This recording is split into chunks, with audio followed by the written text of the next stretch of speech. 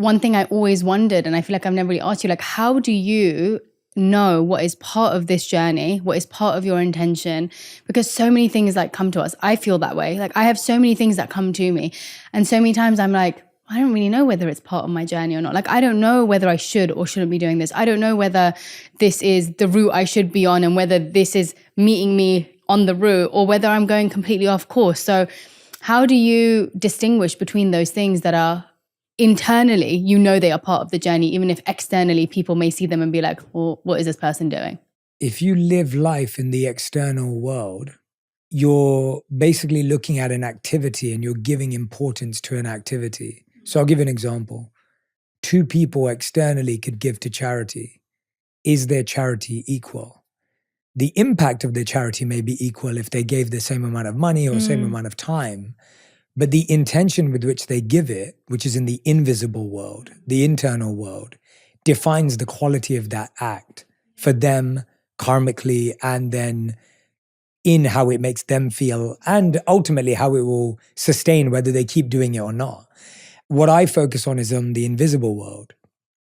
And what I mean by that is I'm focused on why I do something more than what I'm doing. Because what I'm doing could look the same as what someone else is doing. So over the last few years, I've worked really hard. I've worked really crazy hours. For sure.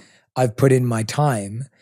And my thought to do that was, honestly, I couldn't believe it when I got my first breakthrough from God, from the universe.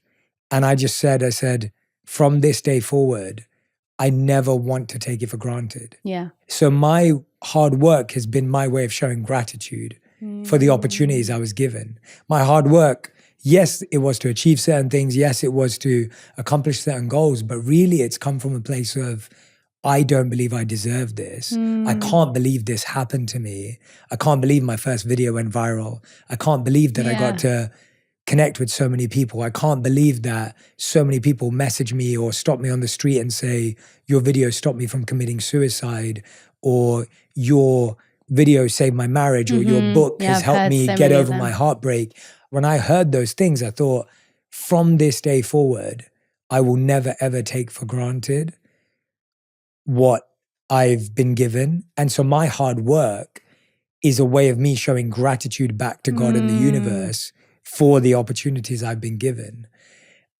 No one would ever know that or see that. It just looks like you're working hard to accomplish some stuff. And so for me, I don't live in the world of what people see and what people know, because I don't think you can tell anyone's intention. Forget mine. There's loads of people in the world doing amazing things with deep intentions and you'd never see it. And so I think the way you do it first is you live in the invisible world. I think too many of us live in the external visible world. I think we live in the world which is about, what do people think of me and what is people's perception of me. And I try to live in the world of, what is my perception of me and what do the people that I look up to and admire because of their character think of what I'm doing and why I'm doing it. Yeah. And so the other habit that I have is I call it seeds and weeds. And what I mean by that is I'm constantly trying to plant seeds in my heart and I'm trying to uproot weeds. So if I sat here and said I've never had a thought that was impure or slightly selfish or slightly personally motivated, I'd be lying. We've all had that. Yeah. That's natural. That's what it means to be human. So I've had all those thoughts. I'm not perfect. I have plenty of flaws. You're not perfect. And I try every day, every week, every month, every year to sit down and ask myself, is this spiritually motivated or is this materially motivated? Right. And how is it spiritual and how is it material? And that's not easy. And it's actually not that clear. And what I realized is that that activity in and of itself is the only way to hold yourself accountable. Right. And so sometimes the external perception can actually be a great way of checking internally.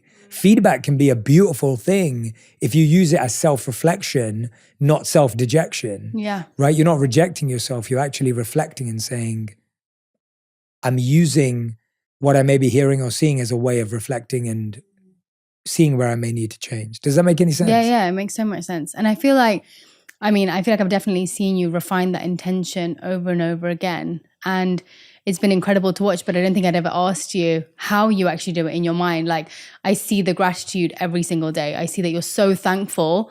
Even when something goes wrong, you're like, yeah, but I'm just so grateful for this life. Like, this life is amazing. And regardless of whether it's this or that, like, you're always very grateful for it. And I guess, yeah, now it makes sense that you're just linking it to, this is how I can repay the people that have given to me, how I can even repay them. And actually, if you think about it, when you were saying that, what I thought about was the concept of what I've spoken about before, about preparing for your blessings. And it reminded me of that, because I feel like the preparation is getting ready to do the hard work. And then once you receive the blessings, are you actually ready to hold them, harness them, utilize them, and carry them with you for as long as you want to have them? Because there's one thing about receiving blessings. You may do good things. You receive the blessings you want. You receive the things that you want in your life. But that's just the beginning.